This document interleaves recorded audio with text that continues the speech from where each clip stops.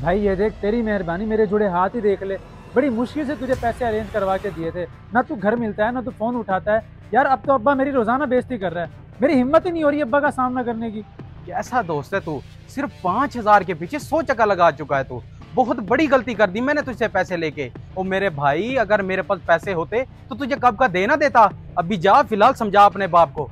तो कैसे समझाऊं मैं उनको? 10 दिन का बोला था तूने, आज 1.5 महीना गुजर गया है। हम कोई लैंडलॉर्ड तो है नहीं जो 5-10 हजार से हमें कोई फर्क नहीं पड़ता। यार हमारे अपने भी 100 काम होते हैं, इसलिए मेहरबानी कर दे दे मुझे पैसे। यार ये तो बात किस तरह से कर रहा है? कोई दीद लिहाज ही नहीं है तुझे। मैं आराम से बात कर रहा हूँ और तू गुस्सा दिखा रहा है। जा, नहीं देता पैसे मैं, जो मर्जी कर ले, जा।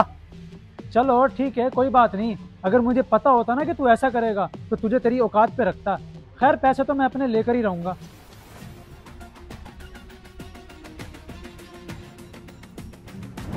बेटा तुझे इसलिए मना किया था कि इस लड़के को पैसे ना दे, ये लड़का मुझे सही नहीं लगता, लेकिन नहीं, तूने मेरी एक बात नहीं मानी। अब्बा जी मुझे क्या पता था कि वो ऐसा करेगा। उस वक्त तो वो बड़ा मासूम बन के पैसे मांग रहा था, मुझे लगा शायद मजबूर है। लेकिन आज तो उसका तेवर ही कुछ अलग था। बेटा तेवर को छोड़, वो बाद में सबके ऐसे होते हैं। अब ये सोच के मेरी दवाई कैसे लेगा। आपकी दवाई ही की तो परेशानी है अब्बा जी। आजकल भलाई का ज़माना ही नहीं है। अपने पैसे दूसरों को दे दिए और अब खुद परेशान बैठे हैं। खैर आप टेंशन ना लें, मैं कुछ करता हूँ।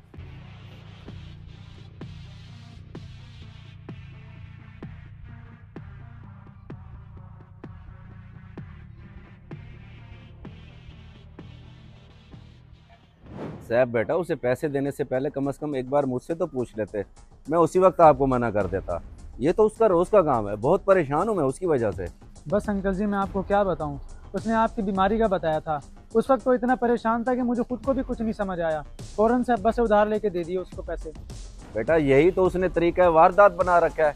पहले दोस्ती लगा लेता है, फिर मेरी बीमारी का बता के पैसे मांग लेता है। अब कहता क्या है वो? अब वो कहता है कि जहाँ नहीं है पैसे, जो मर्जी कर ले। अंकल जी अब पैसों की बहुत अशद ज़रूरत है। अब्बा जी की तबीयत ख़राब है, उनकी दवाई लेनी है, मैं बहुत परेशान हूँ। अच्छा अच्छा बेटा, आप परेशान ना हो, मैं समझ सकता हूँ। वाकई लोधी साहब तो काफ़ी अरसे से बीमार हैं, उनको दवाई की ज़रूरत पड़ती रहती है। अच्छा बेटा, मेरे पास फ़िलहाल कैश तो नहीं है, अकाउंट में ठहरे हैं। आप नंबर बताओ, मैं भेज देता हूँ। बाकी उसे मैं खुद देख लूँगा। बताओ नंबर।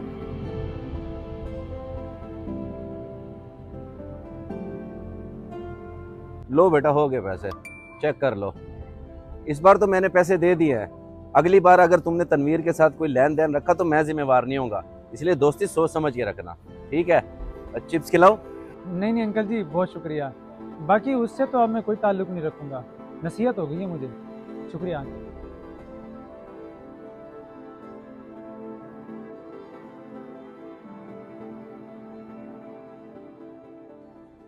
मुझे तो बड़ी हैरानी हो रही है कि उसके बाप ने इतने जल्दी पैसे दे दिए।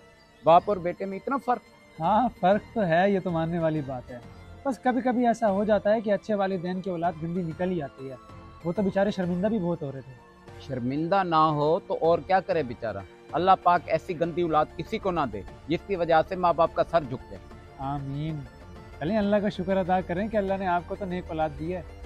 खैर मैं आपकी दवाई लेकर आता हूँ।